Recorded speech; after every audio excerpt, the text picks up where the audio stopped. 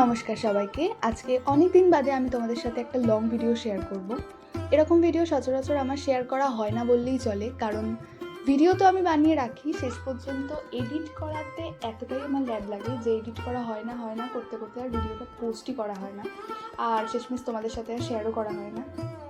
তো অনেক কষ্ট করে আমি এবার ফুল ভিডিও এডিট করেছি এবং তোমাদের সাথে শেয়ার করছি।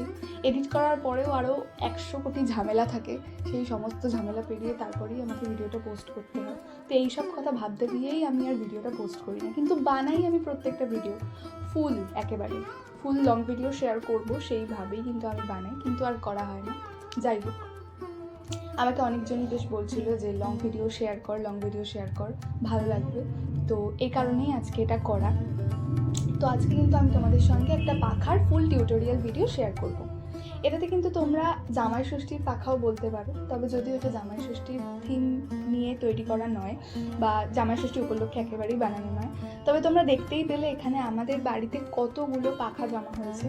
এতগুলো পাখা, এগুলোতে গিয়ে হাওয়া তো আর সেরকম খাওয়া হয়ই না, হাত পাখা দিয়ে হাওয়া এখন আর কেউ তেমন খায়ই না, এ কারণে এগুলো বাড়িতে পড়েই থাকে। এই জন্য আমি অনেকদিন ধরেই ভাবছি এগুলোর উপর কিছু না কিছু করবো, প্রত্যেকটা পাখার ওপরে কিছু না কিছু করবো এবং সাজিয়ে রাখবো। তো এই জন্য এই পাখাটা নিয়ে আজকে বসা। আর তোমরা কিন্তু দেখতে পেলে আমি পাখাটার উপর আঠা দিয়ে একটা জিনিস বসিয়েছি। তো এটা বলে রাখি, এটা হচ্ছে কিন্তু ক্যানভাস শিট। এটা আমি অনলাইন থেকে নিয়েছি, কোয়ালিটি ভালোই ছিল, আর এটাই মনে হয় লাস্ট পিস ছিল যেটা আমি ইউজ করে ফেললাম। তো ক্যানভাস শিটটা লাগানোর কারণ কি, কেউ চাইলে এমনি করতে পারে, এমনি পাখাটার ওপরে অ্যাড করতে পারে, কিন্তু আমিও করতে পারতাম, কিন্তু আমি করলাম না, কারণ আমার পাখাটার অবস্থা এমনিতেই খুবই খারাপ ছিল। তোমরা দেখতে পেলে এবড়ো খেবড়ো হয়ে গেছিলো, অনেক পুরনো যেহেতু। তো এই কারণে আমি পাখাটার ওপর ক্যানভাস শিটটা বসিয়ে নিয়েছি। এমনি নর্মালি পাখার ওপর করলে হয়তো বেঁকে যেত, আঁকা যেটা করতে চাইতাম সেটা হয়তো ঠিকঠাক হতো না, এই কারণে আর ক্যানভাস শিটটা বসিয়ে নেওয়া। তো এটা আমার সুবিধার জন্যই, তোমরা চাইলে স্কিপ করতে পারো, কোনো অসুবিধা নেই। আর তারপর কিন্তু আমি এখানে যামিনী রয়ের থিমে একটা ছবি এঁকে নিয়েছি। তোমরা যারা যারা মোটামুটি যামিনী রয়ের কাজগুলো চেনো এবং ভালোবাসো যামিনী রয়ের ছবি, তারা কিন্তু বুঝতে পারবে যে আমি কোন ছবিটা এঁকেছি এখানে।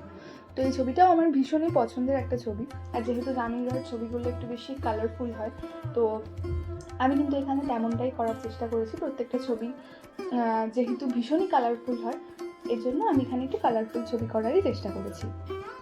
এই পাখাটা বানাতে বানাতে একটা জিনিস মনে পড়ে আমার ভীষণই হাসি পেয়ে গেল। সেটা হচ্ছে আগের বছর ঠিক এই সময়ে আমি কিন্তু পয়লা বৈশাখের আগে থেকেই ভাবতে ভাবতে আসছি যে একটা বাঙালিয়ানা থিমে একটা পাখা বানাবো, কিন্তু পয়লা বৈশাখ কেটে যায়, আমার পাখা বানানো আর হয় না। তারপর ঠিক পাখাটা আমি যখন বানাই তখন হচ্ছে ঠিক জ্যৈষ্ঠ মাসে জামাই ষষ্ঠীর আগে। এবছরও ঠিক সেম পয়লা বৈশাখের আগেই ভেবেছিলাম একটা বাঙালিয়ানা থিমে পাখা বানাবো, সেটা আর হয়েই ওঠেনি। শেষে ঠিক জামাই ষষ্ঠীর আগে আমি পাখা বানাচ্ছি। যদিও আগের বছর আমি যে পাখাটা বানিয়েছিলাম ওটা কিন্তু আমি একদম প্রপার জামাই ষষ্ঠীর থিমেই বানিয়েছিলাম। তোমরা যারা যারা কিন্তু সেই ভিডিওটা দেখোনি তারা আমার চ্যানেলে গিয়ে দেখে আসতে পারো, ওটা কিন্তু এখনও রয়েছে। ইভেন আমি ডেসক্রিপশন বক্সে সেই ভিডিওটার লিঙ্কও দিয়ে দেবো, তোমরা সেখান থেকেও দেখে আসতে পারো। তো এই বছরের পাখাটা একেবারেই জামাই ষষ্ঠীর থিমে নয়, সেটা তোমরা দেখতেই পাচ্ছ। আর এখানে কিন্তু আমি এই যে লেসগুলো ইউজ করেছি, এগুলো কিন্তু লাল রিবন, আমি একটা রিল কিনে নিয়ে এসেছিলাম, সেটাকেই এভাবে সেলাই করে নিয়েছি। তারপরে গ্লু দিয়ে আমি এভাবে গ্লুগুলোকে মোমের মধ্যে ঘুরিয়ে ঘুরিয়ে গলিয়ে সেটাকে বসিয়েছি। যেহেতু আমার কাছে গ্লু গান নেই, সেই কারণে, যাদের আছে তারা সেভাবে ইউজ করতে পারো। তো তারপর বসিয়ে নিয়ে পাখাটা একটা বেশ কিন্তু সাবেকিয়ানা লুক দিচ্ছে এই রিবনগুলো বসানোর পর। তো তোমাদের যাদের যাদের এটা ভালো লেগেছে তারা কিন্তু অবশ্যই কমেন্টসে জানিও, আর তোমরা নেক্সট ক্লাস দেখতে চাও সেটাও কিন্তু অবশ্যই কমেন্টসে জানিও। আমি কিন্তু সেই অনুযায়ী তোমাদের জন্য নতুন নতুন ভিডিও আনার চেষ্টা করি। তো আজকের মতো এতটুকুই।